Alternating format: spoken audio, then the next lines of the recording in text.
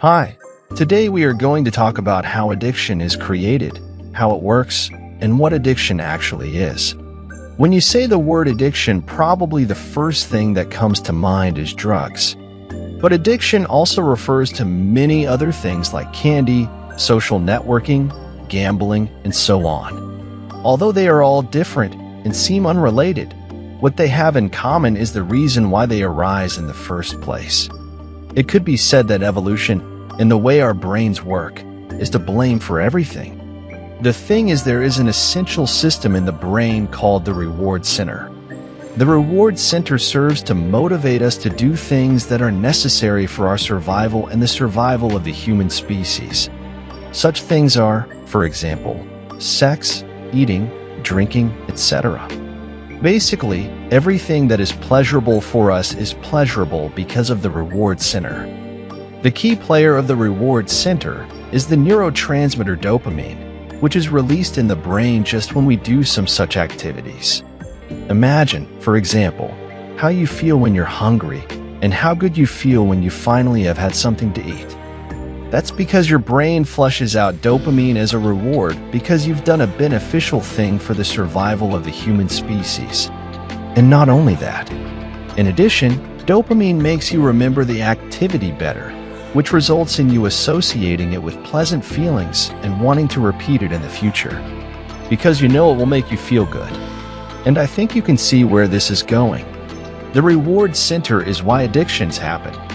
All drugs and activities that can be addictive somehow activate the reward center and trigger the release of dopamine. That is, they bring about pleasurable feelings and motivate the person to repeat the action. Some more and some less. Now you may ask, why does the brain reward us for things that are not beneficial? Simply because the brain doesn't know that these are things that are bad for you. We may be living in modern times, but we still have brains and bodies very similar to the ones humans had, say, 10,000 years ago. Back then, the reward system worked great because there was nothing to fool it. For example, unhealthy, high-calorie, fatty foods taste good because in the past people didn't have unlimited access to hot food, and each calorie was good, so the brain rewarded them for it. The brain is simply not evolved to know what is harmful. Stimulants such as cocaine and methamphetamine leach the largest amount of dopamine of all, and it's a really huge amount that could never occur naturally in the brain. But when this or any other drug that affects neurotransmitter levels has been taken for a long time, the brain gets used to it. In this case, by reducing the number of receptors for dopamine. This is called tolerance, and it occurs because the brain wants to re-establish the balance that has been disturbed by drug use. And once someone has a high tolerance to, say, cocaine, they feel very bad when they don't take it. And thus a kind of vicious circle is created which is very difficult to break.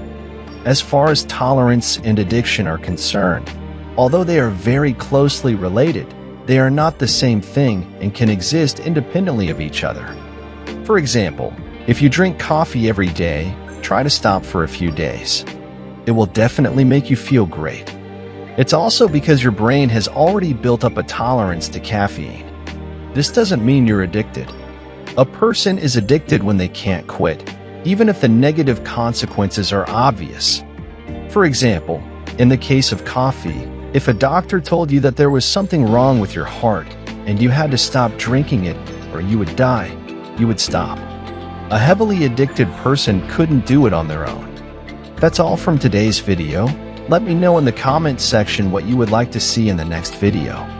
And don't forget to like and subscribe. It doesn't cost you anything, and it will help me a lot. See you in the next video.